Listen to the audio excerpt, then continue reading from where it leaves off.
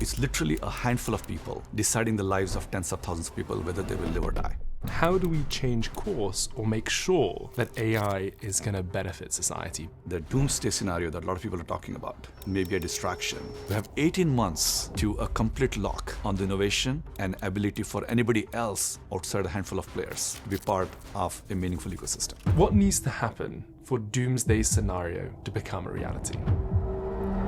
How good will an AI agent become? By 2030, let's say we have the agent right here. What is it able to do? There's a Julian agent, there's a Ramesh agent. That becomes kind of your digital representative. Maybe the next decade, maybe the next 20 years are going to be these really glorious years if we can change the direction in which we are developing AI. And the path we are on right now is unfortunate. Ramesh, what do you hope someone will get out of this conversation today? Julian, there's a lot of excitement about AI and AI agents. Some people think this is like the new species we are creating.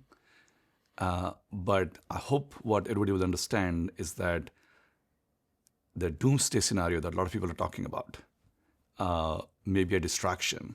And we may be the next decade, maybe the next 20 years, are going to be these really glorious years if we can change the direction in which we are developing AI. And there's a path that I and my team at MIT are on. And it's a difficult path, but I hope to convince everybody that this is the right path to build a new form of AI, a new form of micro AI that will really create shared prosperity for everyone. That if is so important because there are many actors, many people right now with their fingers in this AI pie.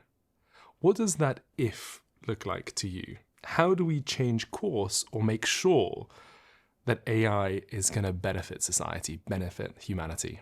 Julian, I don't know if you're the fan of Adam Smith and the invisible hand, but at the dawn of industrial revolution and mechanization of industry, the risk was the craft will go away. There is no reason for artists to create, and labor to create something new because everything would be mechanized, done at 1/100th the cost, and everybody will become effectively the slaves to these machines.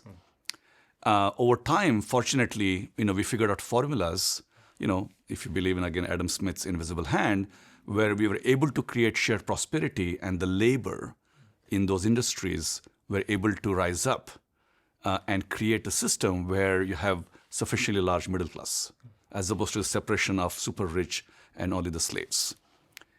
And the path we are on right now is unfortunately a similar path, which is a rapid separation between people who have AI and people who are going to be purely consumers of AI. And the power is going to concentrate very quickly. But the if there is, if we have a way to actually democratize how people not just consume the AI, but become the creators of AI, then we have a way to actually solve, this challenge of polarization in society and bring back the invisible hand 2.0 with AI. Because right now you have ChatGPT and these large language models, and what we're doing is we're giving more and more data to these models that are owned by, let's say 5 companies, controlled by literally a handful of men and maybe 1 or 2 women.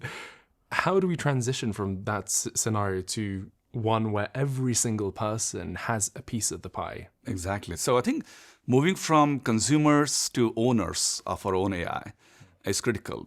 As you know, probably for many years, people are talking about, I need to have complete control over my data, complete control over my privacy. But that's in the past. Those things are important. I think what's more important is that I need to have access to my own AI. Whatever you create, whatever your data is, whatever the micro AI you're generating yourself is what you own, and that becomes kind of your digital representative. And your own representative, your own agent, the Julian agent, the Ramesh agent, is going to represent us, in society, at our work, in our social circles, and so on. And that representative of ours, we need to have complete control over it. And are we going to let 1 or 2 companies decide what the Julian agent will look like, what the Ramesh agent is going to look like? Or you and I will have the ability to craft that agent, because that agent is a pathway to our economic freedom, our ability to participate in democratic world, our ability to have relationship with everybody around us, and so on. So our social life, our educational life, our health life, and our employment is all going to be tied to this agent. And I think that's the path we need to move to very, very carefully. That doesn't mean what has happened so far in AI is bad. The phase one had to be highly centralized, where we learn about how to create great AI and how do we build the best models and so on. And that required billions of dollars, really talented people sitting together, a lot of energy and so on. But we're kind of in a post-AI world. And I'm saying that phrase very carefully. We are in a post-AI world where we are moving beyond the phase one of centralization to the phase two of decentralization. And that transition is going to be very challenging because the people in phase one have so much power. It's like the kings and the queens. It took some time from the kingdoms, even if they're benevolent, to give up their benevolent, leadership and let the democracy thrive. And I think the same thing, the phase one to phase two transition is not going to be easy, but that's the only way to bring some democratization, some decentralization, some diffusion of the benefits of technology and shared prosperity. But right now you have, again, OpenAI and Google and whoever, but there's also vested interest. Like people have invested an insane amount of capital into these companies. I think someone was telling me that for someone to really get a good return on their investment in OpenAI's recent round, OpenAI would have to become like the biggest company in history times whatever it is. Right. And so when you have that vested interest, it becomes more and more difficult to say, you know what, there's another way. And unfortunately, that means that you guys are not going to get as big as much of the pie as you probably thought. Right. Like, how does that even happen? Yeah, I think the right question is, clearly companies will be worth trillions of dollars, and we need the capitalism to bring capital and talent and dissemination platforms and so on. So I think there's nothing against companies getting really big. And they could be wrong in the short term, but they might be right in the long run, right? So it doesn't matter what they're doing now. Maybe they get it wrong, but if they have enough capital, maybe they will do what's right for phase two, for the decentralization. So for example, if you do the analogy from the 1970s, 1980s, all of us thought computers means these room-sized machines that are run in some remote parts of the world, in different cities, and then everybody else in the world consumes computing through a dumb machine that dials up over, the 28 kbps modem, if you remember. Yeah. And then that's how you consume some kind of a compute. Back in the 80s, even if you had to do a calculation, even if you had to do like a document editing, there's nothing on your own machine. Everything was running on the mainframe, highly centralized. And then, Bill and Steve and other people had other ideas, right? At Apple and Microsoft and so on. They're like, actually, how about a computer on every desk? And that changed everything. Once I have Microsoft Word, a calculator on a machine, why would I bother connecting to a central computer? And a similar transition needs to happen now. Right now, we have these dumb machines at home called the browser. Our machine doesn't get used at all. And through the browser, we write a command. It goes to some central machine. They spend a lot of energy, a lot of compute, and send the information back to us. So that sounds kind of weird. But what's going to happen, it's already happening, is that the compute moves to the edge, which means that your laptops, your phones, your cars, your microwaves, your MRI machine, has all the talent, all the intelligence it needs locally. So the AIs are running locally.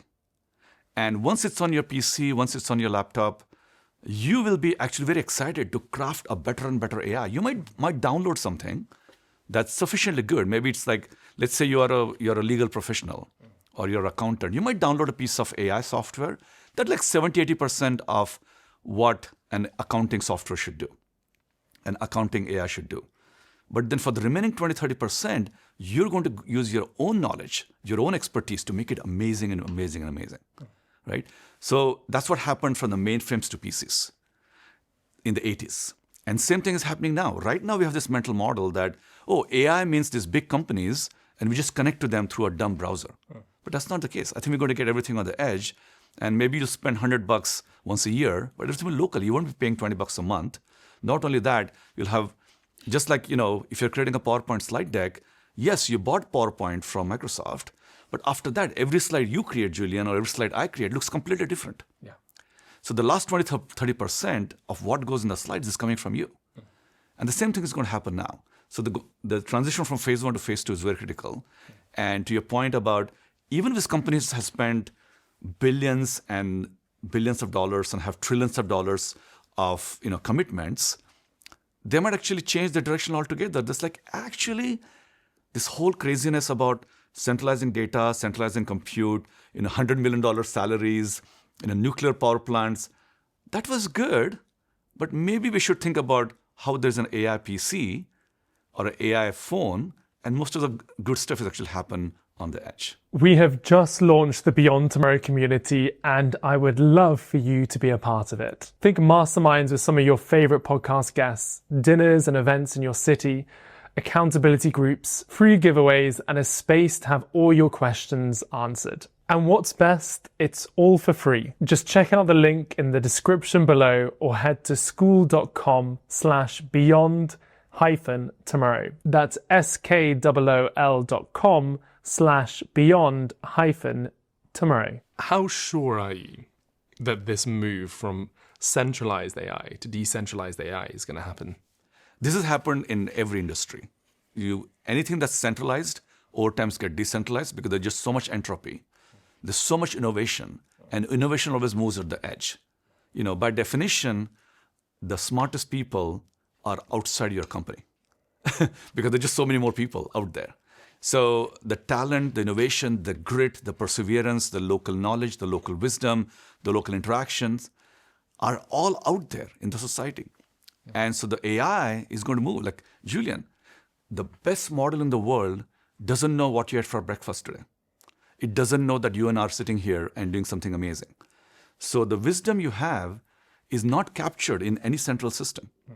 So there is an iceberg, the hidden part of the iceberg that is not trapped. And even if you think about the world technology, world GDP, the world GDP is about $100 trillion, out of which only about $5 trillion or less is in IT. So the remaining $95 trillion happens in the real world. Ports and mines and restaurants and all these things are well outside the purview of the $5 trillion. So for the rest of the world to be impacted, you can't imagine a centralized model to do something for you when it doesn't even know what you had for breakfast. Or you have a headache today, or whatever it is. So it's natural that there'll be decentralization. And even in the computing world, we have seen this pendulum go back and forth. In the beginning, we had mainframes, then we had PCs, then we had the internet, right, which is highly decentralized. Then companies like Google and Facebook re-centralized it, and they made the internet better. But the re-centralization also brought back things like cloud. So things are very centralized now. And the pendulum will swing again where you have decentralization. And that's why a lot of the things you're seeing in the market are these amazing AI devices. And, it's very exciting how that's going to evolve. I want to go back to the if that we started with. Is it as simple as the if has to be the move to decentralization? Or is there something else that needs to happen? Because when we think about that doomsday, for me, there seems to be other pieces also and other players and playing that could take us down that route. Yeah. We should clarify what doomsday mean, right? I don't mean, a lot of the hyped world of like AI will go sentient and start sending armies to kill us all and so on. Let's not worry about that scenario. Why? Because it's so difficult to predict. Okay. It's so difficult to predict, and it's kind of it's good for a Hollywood movie script. But is it not something is it not a potential path? I don't think anybody has shown a clean, roadmap that shows how that happens. Okay. I think the roadmap that have always been shown is, one community with better AI can attack another community that doesn't have a better AI. But I think AI going sentient on its own, it's a possibility, but I don't think there's a clear roadmap for it. So we'll come back to it. I'm not saying we should dismiss it altogether, but we have more pressing issues over the next 20, 30 years of more of a doomsday where if you don't have shared prosperity, if all of us become, Julian, intelligence slaves, which means there's exactly one accountant for the whole world. There's exactly one financial advisor for the whole world. There's exactly one law AI agent for the whole world. There's exactly one diabetic expert for the whole world. Then all the people out there who are experts and doing their daily job, and they're very proud, and they wake up in the morning, and the diabetics instructor who is very proud of helping her own patients, or the accountant who's thinking about clever ways to help their customers, they will have nothing much to do. And they will all lose.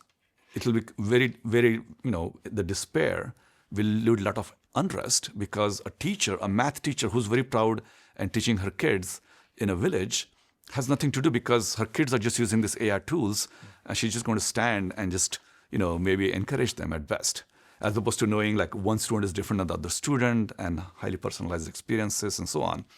So that's the despair is actually a bigger doomsday scenario than and I'm not even talking about losing jobs.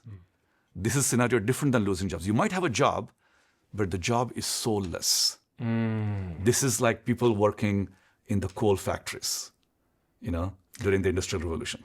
I love this. I love this so much, what you're saying, because there is so much crap out there, especially on podcasts saying doomsday this, biological weapon this. But actually people miss out on the purpose, the taking away of the humanity that is going to potentially happen or is already happening. The pride that comes with, why is one math teacher different than another math teacher? Of course they're different. They might have the same 70% of basic knowledge, but they're very different because they are so involved in the lives of the students, and you don't want to take that away from them. Squeezing out the creativity and the individuality. Exactly. And that's where Adam Smith and Invisible Hand comes in, where, the craft is the art, the creativity. And, we're talking about the doomsday scenario, but let's flip for a minute and think about, the glorious future. Imagine everybody wakes up in the morning, they have this amazing micro AI tool. There's a Julian agent, there's a Ramesh agent. Right now, what's my life is, right? As a professor, I wake up, I look at all my emails and, I put this together, I set up things, we might go to the labs, do good things. And so that's my life. Part of my life is digital, part of my life is physical. The micro AI, my Ramesh agent in the future, what I'll be able to do is just talk to it, say, hey, look up all my emails, look at all the things, and let's create something new. Can we talk to this really smart scientist in Japan and see what they're thinking about it? And I know I'm working on digital health, but I just heard about this, amazing breakthrough in Mumbai, about using copper for treatment. Can you ask the agent of this particular doctor what we can do? And there could be this amazing network of people who get together, create new things. Artists come together, they create new things. Everybody creates their amazing new micro AIs, their new micro agents. And they're so colorful, so vivid. They're out there. The whole world is so prosperous, and everybody's very proud of what they're working on.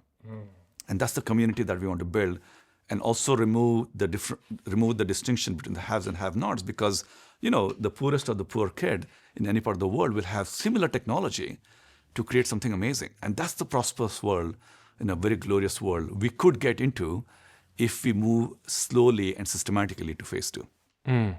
So according to Ramesh Raskar, what does phase 2 look like? When does it happen? It could happen very, very quickly. So just to get a little bit more technical, if you think about the phase 1, which is highly centralized model, they have taken, trillions of words from the internet and trained models that require, hundreds of billions or 1 trillion parameters. So think of them as, 1 trillion knobs in a machine that calculates things. And just like human brain, has 86 trillion or so, connections, neurons, these trillions of knobs is how these new brains are working, which is brilliant. And as a scientist, I have been a contributor to that phase 1. A lot of our research has been in phase 1. That sounds exciting. But what's happening very quickly is that my team and others have figured out of how do you run this massive 1 trillion knob models to something that runs on a computer at home, on a PC. And that would be less than 10 billion or even 1 billion parameters. And the moment that happens, I mean, when you buy a phone, you'll buy a phone with 64 gigabytes of memory or 128 gigabytes of memory. This thing can easily fit. My WhatsApp messages take up about 10 gigabytes on my phone because I have a lot of good friends and a lot of social networks. This model, Julian, is smaller than the space that WhatsApp takes up on my phone. And they can run on your phone, they can run on your laptop, they can run on your home machine. So that's already happening. What's not happening yet is it's like in the beginning when people had PCs at home, but they didn't know what to do with it. They could only use it for calculators or word editing or accounting. But then Tim Berners-Lee right here at MIT said, actually, connecting those computers is going to be even more fun. And that's the World Wide Web. So internet was around. People, the geeks knew how to connect the machines. But Tim Berners-Lee here at MIT said, let's connect those pieces.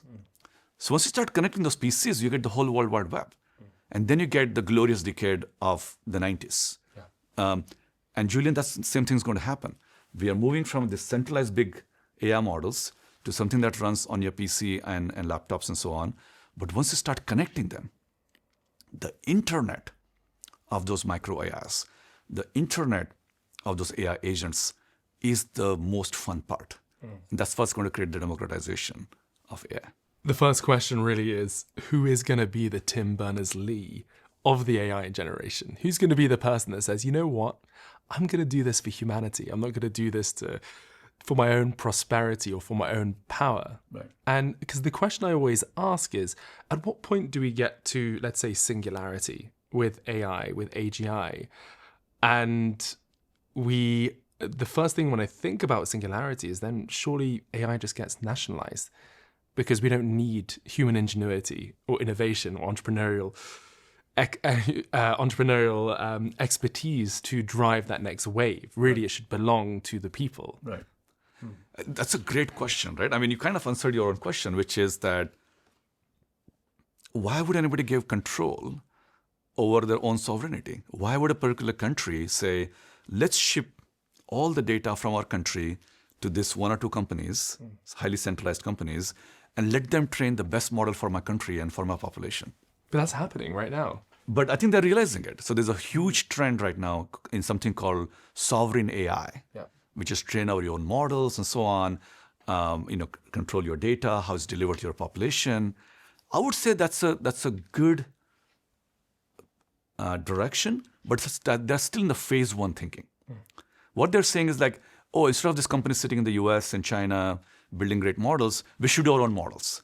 But in a way, they're just kicking the can down the road by creating another centralized model sitting in their own capital of their country. What they need to do is instead of making phase one as a sovereign AI, they should just move to phase two and say, hey, actually, everybody in my country needs to have their own AI agent. So, a country like India could say, hey, I should have 1.4 billion agents, one for every one of my citizens.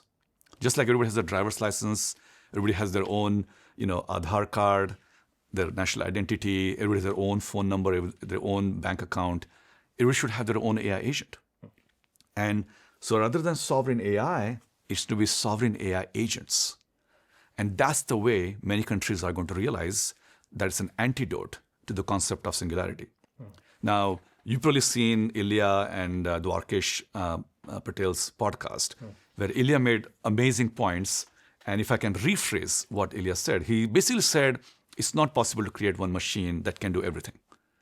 And if I can rephrase it, he's basically saying, or I am saying that the first phase was about, can you create a machine that can learn about everything in the world? And that's not possible because, again, it doesn't know what you and I are doing right now or what a particular bank is doing right now. So what we need to do is create a machine or an algorithm that learns about learning. Right? This is what we tell our students in schools and colleges, saying, you're not here to learn that particular thing. You're here to learn about learning. Right? And that's a very important shift. They're almost shifting the goalposts. They're like, actually, it's not possible to create singularity. It's not possible to create AGI. because there's no machine that can learn everything. So because most of the stuff in the world is not something that this machine would have seen, So because there's all this stuff that's out there in the $95 trillion of world economy. So what we need to create a machine that can be dropped anywhere, and within a few minutes, it can learn everything about it. How do you do that? There's no algorithm that anybody has developed that can take something that's so-called outside the distribution, outside the knowledge of original data, and learn from completely new data. So that doesn't happen yet. Does it mean you have to spend another $1 billion to train? No, that would be impractical. So the other way to think about this is this concept that was also created at MIT and MIT Media Lab by Marvin Minsky called the Society of the Mind. And he put together this very important hypothesis that human brain is not this one centralized machine. It's actually made up of lots of smaller minds, and they talk to each other. Your memory, your prefrontal cortex, your planning, your execution, they all talk to each other, and collectively emerges what we call is intelligence. But there's no single centralized intelligence. And if you just take that concept outside one human brain and take it into society, the intelligence is not going to this one machine, but actually the intelligence is what everybody's creating. A banker, a restaurateur, a lawyer, a doctor, a teacher, a podcaster. All the agents that are creating, they all talk to each other, and collectively you have intelligence. And not one intelligence, but many clusters of intelligence, because I can say, can I create a team of this 20 AI agents and create new intelligence for it just for a couple of hours, and it goes away, and so on. So this notion of going from centralized AI to micro AI that runs on the edge to the internet of AI is an antidote to singularity and AGI. And I think people like Ilya are kind of coming to that realization. And this has been my research for the last 10 years. And we have been talking about this for a very long time, saying it's not possible to create one machine that knows it all. You talk a lot about, and going to Minsky's work, you talk a lot about evolution, how evolution has brought us to today. So I am born, but I take on the genetics of my lineage, and there's epigenetics at play and my lived environment, and then I educate myself and I build more intelligence, but I have a starting point as well. When you think about these AI agents, let's say we've got our AI agents in the room. They're robots next to us and they're plugged in with AI agents. What is their starting point? Who are they inheriting their intelligence from? What does intelligence look like for them? How do they then interact with other people's agents? Yeah. Can I basically say, I'm going to go get ahead. I'm going to put my agent in MIT, and he's going to scan every single 4.0 GPA student. Right. What's that process look like? Yeah. I'm glad you asked, because there's a lot of confusion about what people mean by agent to start with. Please do define that, right? As well. Because is it agent like a robot, or is it your coding tool or a browsing agent? When we talk about AI agent, it really means an entity that has four things. It has its own local intelligence, which could be an LLM or something you download from, say, OpenAI or Anthropic. It could be some kind of a intelligence you download, kind of is baked in. Second, as it has a memory and context. It's developing things. The third is that it has ability to have autonomy, go and explore things, which could be pure in the digital world. It doesn't have in the physical world. And just to say, for people that don't understand the difference between a ChatGPT and an agent, that is a clear difference. Yes. Yeah, that's the transition. Exactly. Yeah, exactly. And the fourth one is it has its own Rolodex. It has ability to network with other agents. Okay? And that's the foundation of an agent. So if you're running an agent that's like a coding agent or browsing agent, it's just kind of a service you purchased from, say, OpenAI or Anthropic, and just kind of running in a sandbox. So everyone wants to call it an agent, but I wouldn't call that an agent because it doesn't have its own existence. An agent is almost like your own assistant, your own admin, your own secretary. It's like who's working on your behalf, your own digital twin, right? It has all these four things. And because Ramesh agent knows Julian agent, my digital twin, Ramesh agent, can directly call Julian agent, and there's some trust previously established that allows them to talk to each other because I have a Rolodex of great people I have met. So that's, first of all, we have to remember that we're kind of in these three phases. The first phase is just we have to build the foundations of what an agent is. Okay. Second phase is agentic commerce. How do agents start doing commerce? And the third phase is agentic societies. And we'll go through these three very quickly.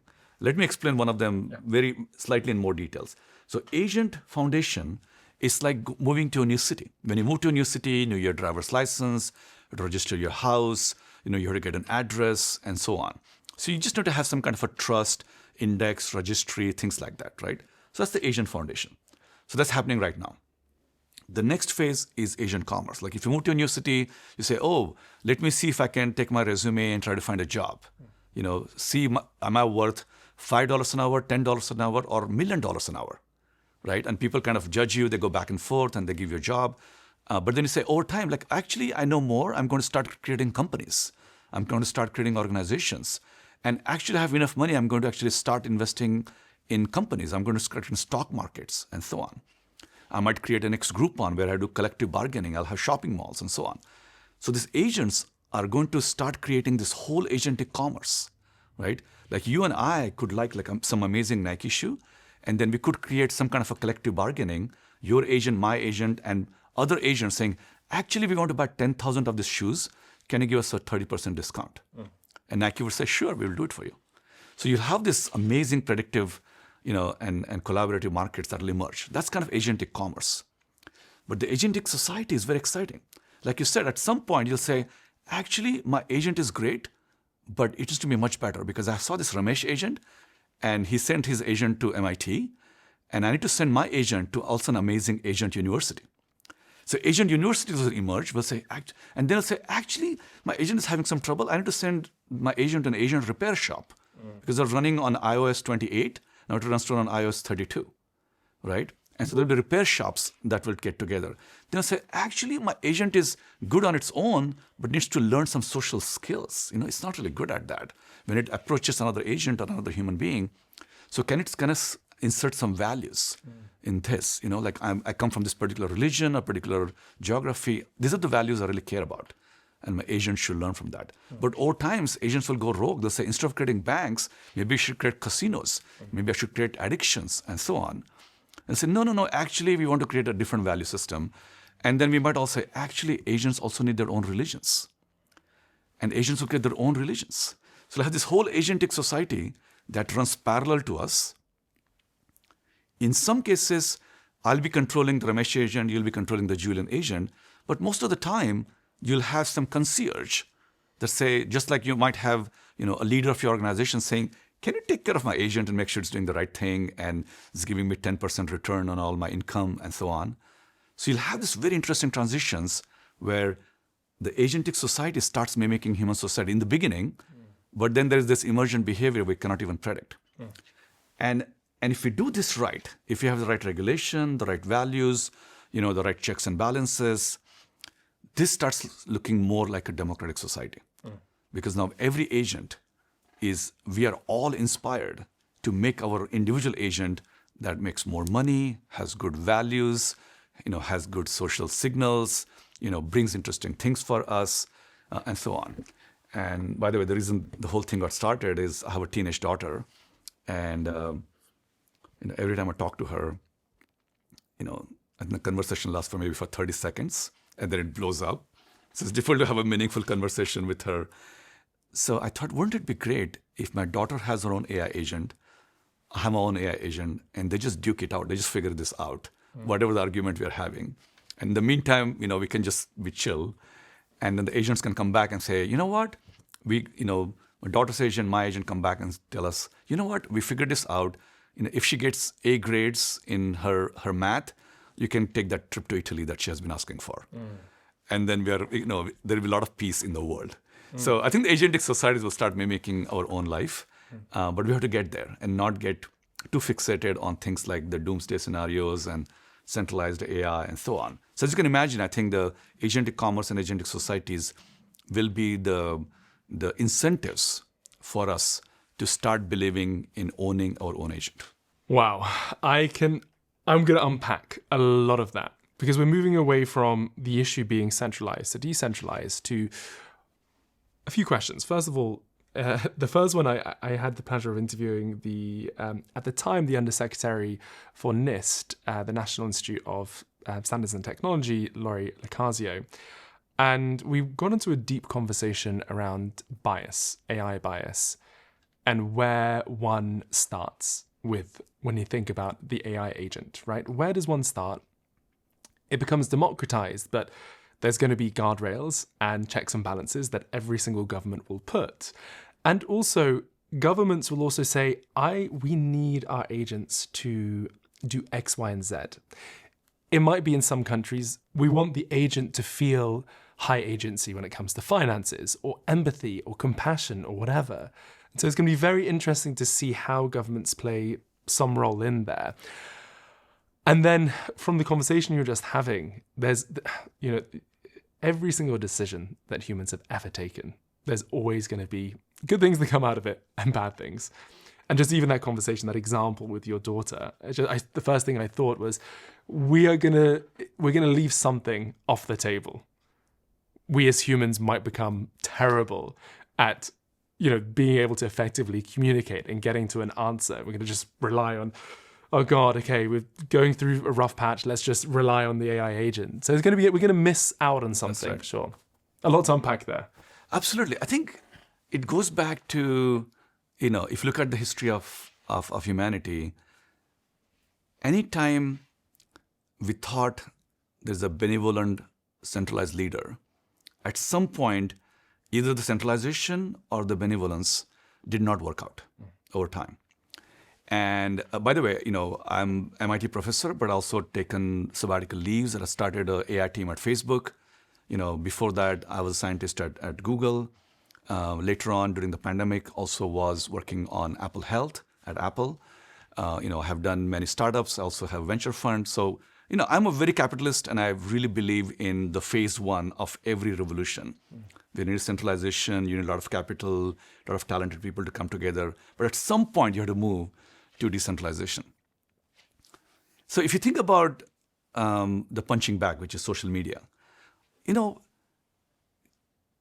people at Facebook or X do not wake up in the morning and say, I'm going to create a bad system that's bad for society, it's bad for social media. There is one project manager that's sitting there who has to make a decision for a whole country. A country of Burma, if they're having trouble, they complain, and there's one or two people who have to make a decision on how they should change their software so it doesn't affect the society on the ground. So what's happening, Julian, is that when you centralize data, centralize compute, centralize software, very reluctantly, these organizations also have to manage the ethics and bias and a lot of the things downstream. They have no interest in trying to control the ethics and bias and policies. They would rather just build the software and build a capitalistic, money-making machine. Before you carry on, I do want to just clarify the example you gave, because Yuval Harari talks about it in Nexus. Right. This idea that Myanmar, Burma, during the Rohingya massacre, didn't do enough, and actually led to, there was a lot of propaganda going on, and led to the deaths of tens of thousands of people. That's right. And so it's crazy to think one individual or 5 individuals who are working in a software job can have such a big impact. And so we have to learn from our mistakes. Exactly. But sorry, I just wanted to... No, I'm glad you clarified that, because it's literally a handful of people deciding the lives of tens of thousands of people, whether they will live or die. And those people in the big tech companies are not interested in running that job. But they don't have a way to democratize that process. And the only way to solve that problem is the way the society works. The power, the insight, the foresight is all diffused in the society. And there are plenty of checks and balances. And because of that, our society works, right? So you have different branches of the government, different branches of commerce, different branches of society, and they all have checks and balances. If one system is not being well maintained, people move to another system. This is not good for us. Let's move on to the other thing. And I think the same challenge is going to be amplified in the centralized AI versus decentralized AI. Because all the things that you just mentioned, the unfortunate things that happen in Myanmar, can happen in a matter of days, because the AI can not only have strong bias, but can also be used as a weapon. By weapon, I mean a digital weapon, to create zero-day attacks and things like that. So once things are diffused, they're like, oh, there is no one single entity that has all the compute and so on. It's all diffused. So there is kind of, things are happening at a human pace as opposed to kind of at the AI pace. And the decision making and all that can be all localized and decentralized and so on. So I think I'm not saying it's a solution to everything, but that's how in the past, the human society has evolved, where centralization has become decentralization. And, if you want to go, fast, go alone. But if you want to go far, go together. And the together is what we're talking about here. It's 2026. This episode is being released. And AI, we might be at the end of a bubble. Or not, we don't know. What do you think the AI space is going to look like in 2030? What will the world look like? Will NVIDIA be a $20 trillion company? Will OpenAI have evolved and be the masters of, the centralized AI system and start to be decentralizing agents? I want to go into your crystal ball there. No, it's of course very difficult to say. We can look at the history and see what happened kind of the late 90s during the dot-com bubble. Now, a lot of people call it the internet bubble or internet crash. Actually, it was not internet crash. It was overinvestment in the telecom infrastructure, because many companies overinvested in thinking that, the usage of internet will grow at a particular rate. So they did overinvestment in fiber and telecom and so on. And that's what led to the crash at the dot-com. But the internet and the web itself did amazingly well over time. I think the same thing is true now. I don't think we are going to see an AI crash. AI, an amazing technology, is going to bring a lot of prosperity to us. But is there going to be a crash in the AI infra buildup? That's, literally a $1 trillion question. Because on one hand, the argument goes that anything that you run on a device, on the edge, and so on, like all the arguments I made earlier that things will move to the edge. One argument says it'll always be cheaper to do it in the cloud, right? And as you know, the cost of every token, so when you're using OpenAI or Anthropic, the cost for every word approximately is coming down by a factor of 40 per year. So it's 1,600 times cheaper now than a couple of years ago. So imagine being in a business where the product you're selling is getting cheaper by 1,000 times over 2 years. That's a difficult business to be in. Of course, the argument against that is saying, but the usage is going to grow way faster than 1,000 times, so it'll, will still make more revenue. And so the argument a lot of people are making for centralization and this $1 trillion in AI infra buildup is that, Ramesh, whatever you do on a phone, or a PC will always be cheaper in doing in the cloud. And Ramesh, if you say that, buying a laptop that costs, let's say $1,000 that doesn't have good AI chips versus an $1,100 laptop that's $100 more expensive, for that $100, you can get everything done in the cloud over a whole year. So the argument is there's no point building smarter devices. Let's continue to build centralized solution. And there is some merit to that argument. But there are 3 reasons why, even if cost is a factor, people may not want centralized AI. One is just privacy. You don't want to give all your data to some unknown centralized authority.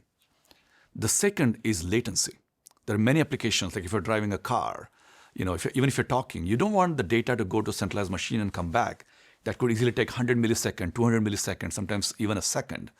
And that's too slow, when you're driving a car or doing any critical operation. So the latency is very critical. And the third is teaming. If I want to create a team of my AI agents, I can't do that in a central thing. I want to be able to create a team on the fly. So because of privacy, latency, and teaming, even if cost is not a factor, is going to move to decentralization. So that comes back to your question about what would the world look like in 5 years from now, 4 years from now. So as I said, even if the companies have raised money and they're on a roadmap for phase 1, they're smart enough that they can take the billions of dollars they have raised to shift to phase 2. So they themselves will realize that, hey, Ramesh is telling us that we should probably move away from the path we are on. So as I said, even if they're wrong in the short term, they'll be right in the long term because they have the capital, they have the talent to do it. But the more interesting thing to your question is, if you do move to phase two, what does the world look like? The promise of shared prosperity, what does that look like? And I think it's going to be an interesting kind of economic model that we need to think through. In the beginning, so I think we're going through 3 phases of AI, by the way, right? First is the phase where AI behaves like an assistant.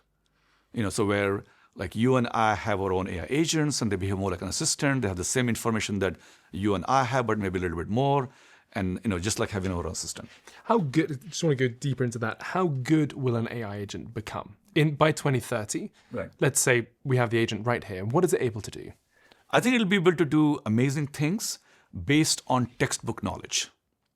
Okay. As if it has read all the textbook in the world or had read all the newspapers, all the papers in the world. But what it doesn't know is what to do at this given instant, what to do in this given scenario, what to do when there's all this unknown information that's only available in that particular, organization, what to do about that. But let's say, for example, we have an agent right now in the studio and it's scanning the room. Right. It's saying my coffee is almost empty and there's robotics attached to it. And we're talking 2030 here. Right. So what is possible? Yes. Will it know to get me a new coffee? Will it know to, okay, we're talking about this subject. Now it's sending me information to ask maybe a quote, or maybe you've said something, you've referred to a scientific paper and I'm doing a cross-check right now. What will it be able to do by 2030? I mean, as I said, in the beginning, AI is like an assistant. Then AI starts behaving more like an engineer. And then it starts like a really clever, creative, and a scientist. So assistant, engineer, and a scientist. And I'm using the word scientist in a broader way. It's the example you gave where, the agent's almost like a scientist. It knows what you want, and there's this unknown problems. It's a very unstructured problem, and so on. So I think as far as our digital lives are concerned, our email, our Slack, our bank accounts, our travel, I think a lot of that agents will get it really, really solidly right.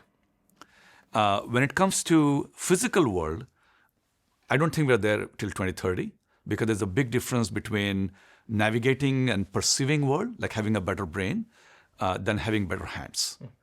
Better legs is also not that problem. So navigating is easy, but manipulation is very challenging. So, and a physical agent that can navigate is much easier than physical agent that has hands and can manipulate. So we are not there yet. So that will take some time to get it right. But the third part that's very difficult is the social, how we interact with other people. And getting that right is very, very challenging because humans are complex. And the nuance there is what matters. And you probably know about the uncanny valley. You can get it right 97, 98, 99% of the time. But when it doesn't work for that 1%, it's very frustrating. And you will not be able to give the full autonomy to this particular agent. And so I can see our digital lives getting transformed very quickly, over the next 2 or 3 years. Physical lives, maybe not by 2030, but soon after that. And the social lives, it's like the movie Matrix. Just because, the Matrix can tap into everybody's energy and everybody's intelligence doesn't mean it can do a lot of the things between Neo and his love life. So I think there are aspects of human life that I would imagine, or I hope, would never be done by AI agents. I want to go to some of the other points you're going to mention about 2030, where it will be, but right. I just want to make a reference to your point about like unstructured. So, for example, that perception, human beings, we often, I would say the majority of the time, can get it wrong when it comes to understanding what someone might be thinking, right. Whatever. So how can we expect an AI agent to be like, okay, Ramesh is definitely thinking that he wants X, Y, and Z to be done. So right. Makes sense. Yeah. I mean, a good example would be, I was just with my daughter in the car, and there's a very crazy intersection right here in front of the studio where there are no stop signs. There's just stop signs. And when you take the turns, it's a very busy signal. You have to make an eye contact with the other driver and say, yeah, I think you're going to let me go, right? And there's an eye contact. They don't even nod their head. We just make an eye contact. And that's enough for us to go ahead. And I was talking to my daughter. She's like, yeah, this intersection is so complicated. I hope there are autonomous vehicles. I was like, if there are AV vehicles, autonomous vehicles, how are they going to decide who should go first? Are they going to have eyes and they're going to make eye contact. So these are very subtle social signals that are evolving with our culture. They can't even be programmed. They evolve with our culture. The Boston culture is, I'm sure, very different than the London culture of driving. And so I think those are some things that a pure, mechanical or technical system will probably never catch on. And I think that's what makes us human. So 2030, apart from AI agents, what else do you perceive will be happening? I know you mentioned that the infrastructure is going to become, there's going to potentially be a bubble there. Right. And when we talk about infrastructure, we're really talking about NVIDIA, right? As being quite a big part of that. Quite a few other players, yeah. Mm-hmm. And they will continue to do well because they'll chart a new path for themselves. Okay. But coming back to what could get solved. So, as I told you, I ran, I took a sabbatical leave from MIT and I started a team at Facebook.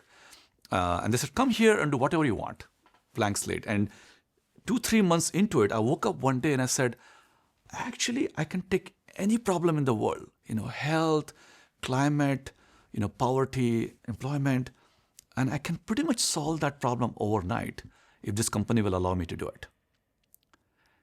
And that was a massive realization. So I went ahead and started a new health team at Facebook.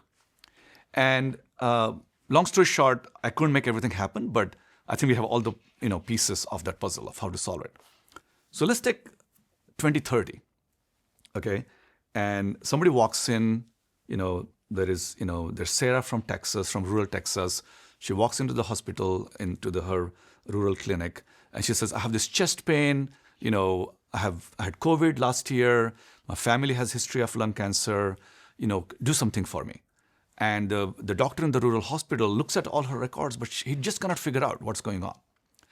So Julian, imagine a scenario where he says, you know what? I'm going to ask the global hive, the global AI agents, what can you do for Sarah here in rural Texas?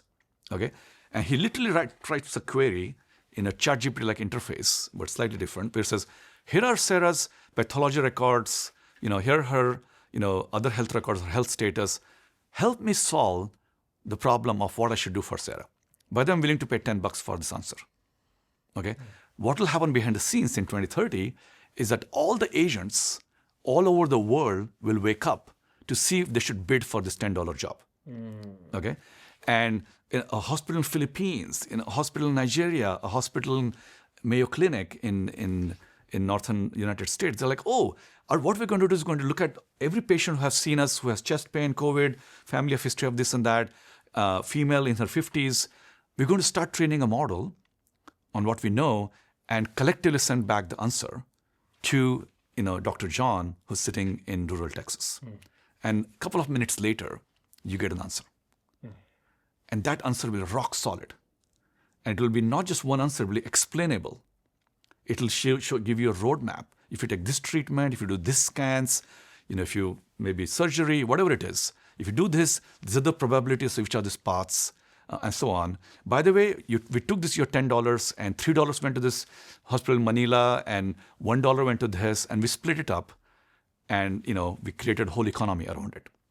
Because while John is asking and bidding $10 for an answer, there are millions of other doctors also bidding $10.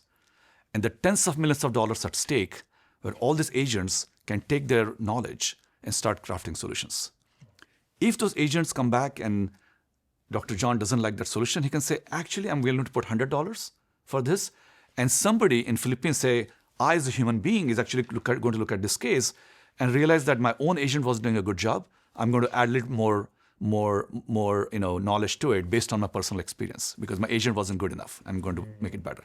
So you can imagine with this decentralization, you can have this global hive of agents that are solving any problem that comes at you through new types of commerce, new types of training, new types of explainability, and new forms of solving very critical problems. Problems that seem intractable right now could be solved for $5, $10, $20 out there. By the way, this is not far-fetched because it already happens in other parts of our life. If I order an umbrella for $10 from Amazon, it shows up on my doorstep. It's made in Vietnam. It's going on a ship. How does crap show up for $10 on my doorsteps? And that's because while I'm ordering an umbrella here in Cambridge, thousands of other people in Cambridge are also ordering some other crap for $5, $10.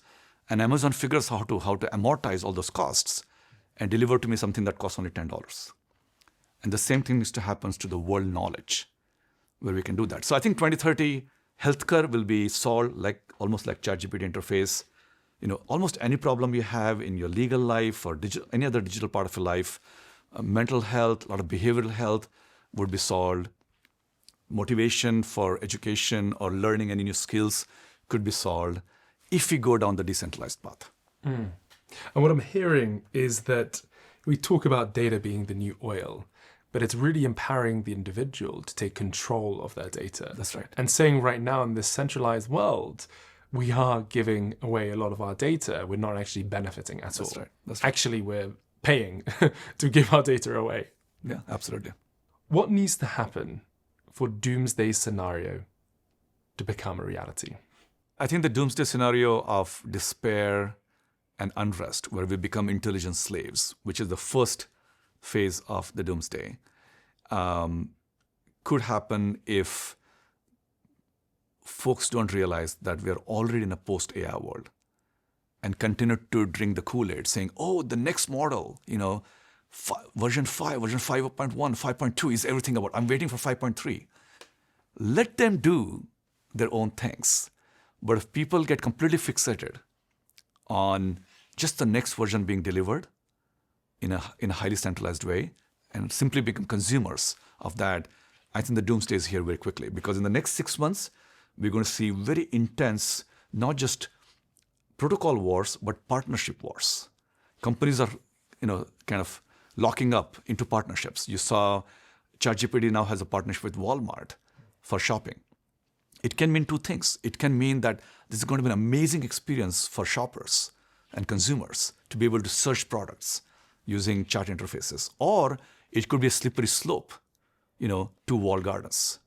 So next 6 months, it's protocol wars and partnership wars. 6 months after that is a lot of platforms that already have hundreds of millions of users will start creating walled gardens. That led to things like, iOS and Android or Facebook and Twitter, highly walled gardens, and that will remove kind of innovation. And 6 months after that, the same platforms will have a complete innovation lock. The global south will have no role to play in the AI ecosystem. Innovation will stall. The global knowledge, the localized wisdom will not have much role to play. And that's, Julian, is game over. So we have 18 months to a complete lock on the innovation and ability for anybody else outside a handful of players to be part of a meaningful ecosystem. So we're already on that path, unfortunately.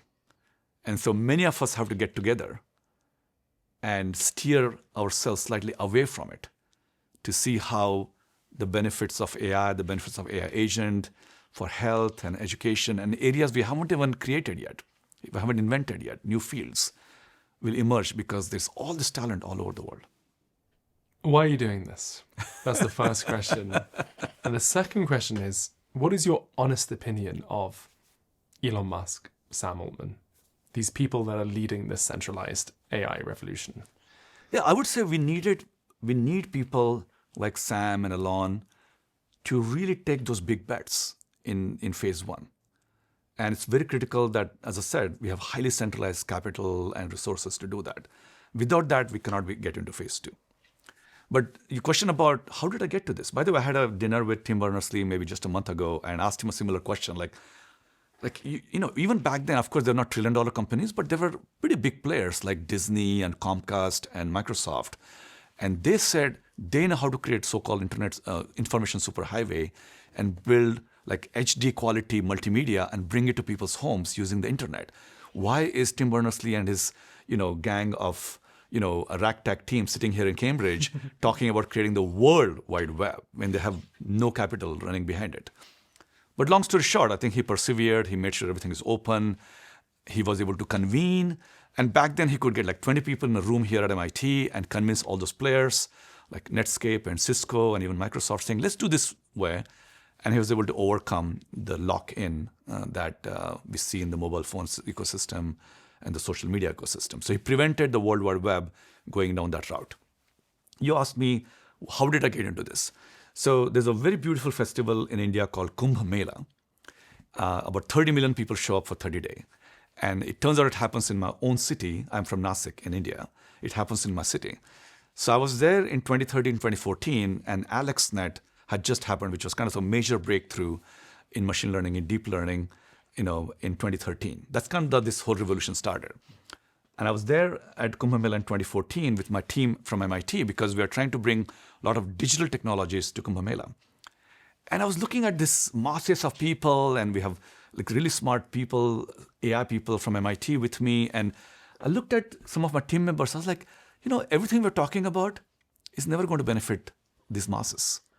Because what's going to happen, this is 2014, by the way, is all their data, all the information is going to go somewhere else. It's going to get trained, and it's just going to get delivered to them, and they'll be paying through their noses to get this experience. So we got to do something about it. And right there, Julian, we sat down that afternoon on a piece of paper. We didn't have access to a whiteboard, and came up with an algorithm for how do we create AI that can be AI that can create better AI, what we call AutoML, or neural architecture search. That's the algorithm we came up with. And the other algorithm we came up with was privacy-preserving AI, which is how do I create an AI without giving it to a centralized authority? So that's how the journey started. And we have been very fortunate with a lot of collaborators and a lot of partners to do this. And then about 2017, 2018, we started talking about decentralization. And we started getting a lot of traction from many players. It's like, yeah, this is the way to do it. To solve health, solve education, solve financial systems, we need this decentralization. And then we started saying we actually mean an internet of AI. And people said, oh, why do we need an internet? We don't even have AI yet. And we started saying, actually, we are in soon we're going to be in a post-AI world. Not in 2019, but around now. So that's how the journey has started. And then we started this project called Networked AI Agents. Not agents, but networked AI agents in decentralized architecture. And that's a mouthful. So the short is Nanda, which means joy in Sanskrit, but it's also the name of my sister, who is from the city of Nasik, where this whole thing started, the Kumbh Mela. So for me, I and my team are on this mission to see how we can be in this phase 2 and how we can be a catalyst to bring all the stakeholders together. And the good news, Julian, is that all the companies, including some of the biggest tech companies, are now working with us and collaboratively to see how we can create this Nanda platform that could bring global prosperity. And, I'm just, an ordinary professor at MIT, but, the platform is amazing because the technology we have built, the collaborations we have built, the desire of many countries to build their sovereign AI agents, the market forces are all kind of coming together to make us realize that actually what we started back then in 2014, sitting among the masses of millions of people, actually was the right problem we should be tackling. And just to say to the listeners, it's a .org, so it's an NGO, right? So it's a non-profit. It's a non-profit spun out of MIT. Ramesh, this is the most hopeful conversation about AI, I think, anywhere on the internet. I think it gives me a lot of hope and excitement that there are people there that are really putting humanity first, like genuinely putting humanity first.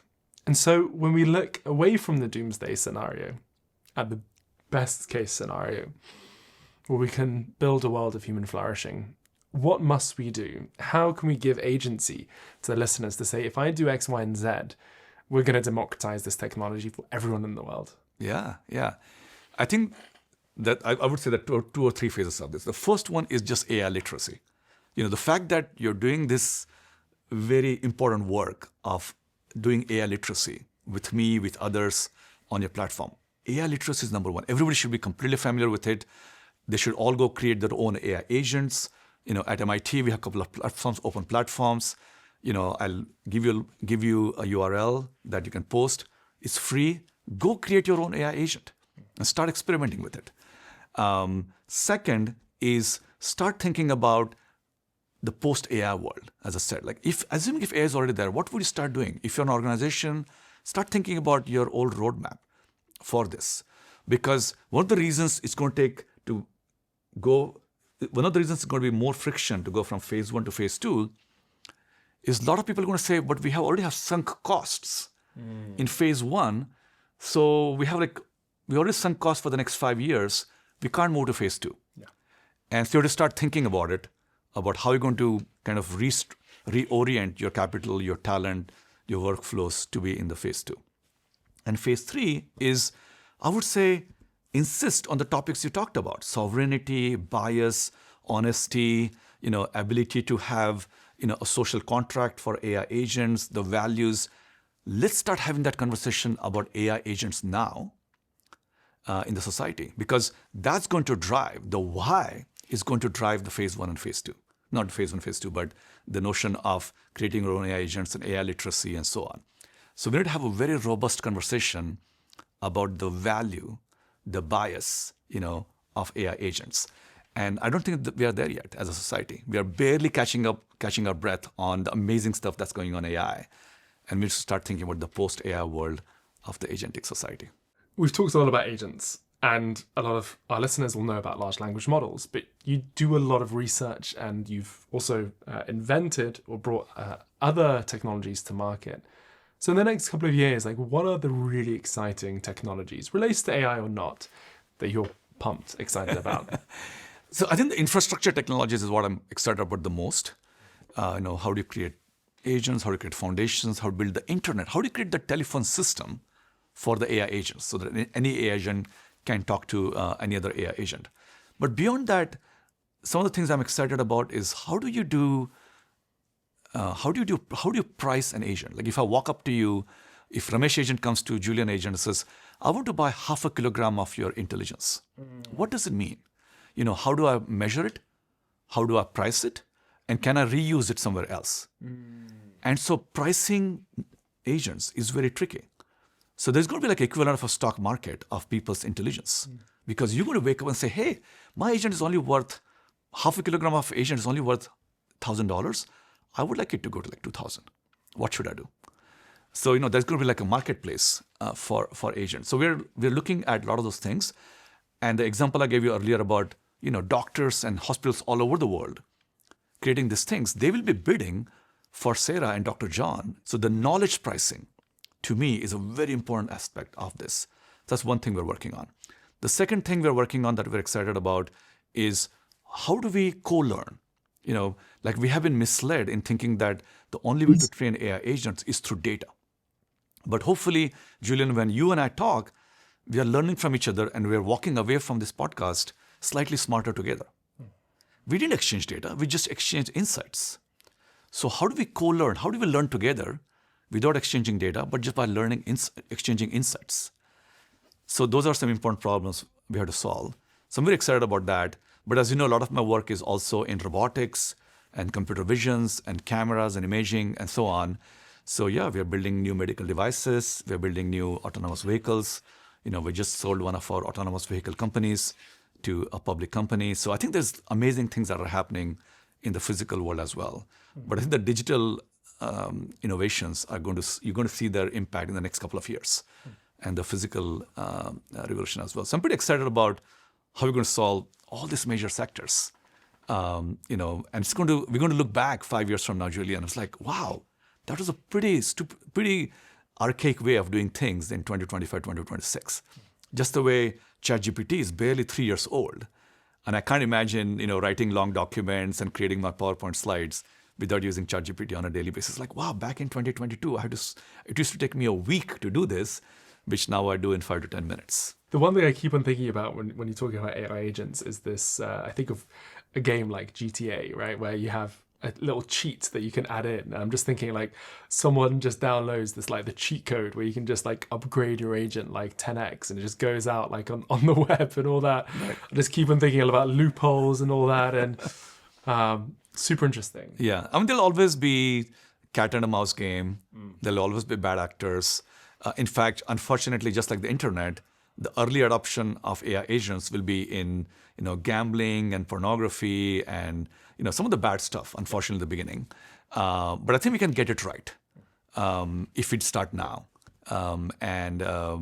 Internet kind of went through that phase, and very quickly we realized actually it's good for many other things like email and eBay and good form of entertainment and electronic health records and scientific discoveries. And none of those things would have been possible without the internet and the World Wide Web. Yeah. And I think the same thing now. As an MIT professor, you've mentioned your daughter, your 14-year-old daughter, a few times. What are you advising her to do, to upskill in right now in 2026? It's a very difficult question because this is a question that I get all the time. Hey, my child is in middle school or high school, they're entering college. What should they learn? If AI can do everything in the future, what should the kids learn? I think it goes back to it's not about learning, it's about learning about learning.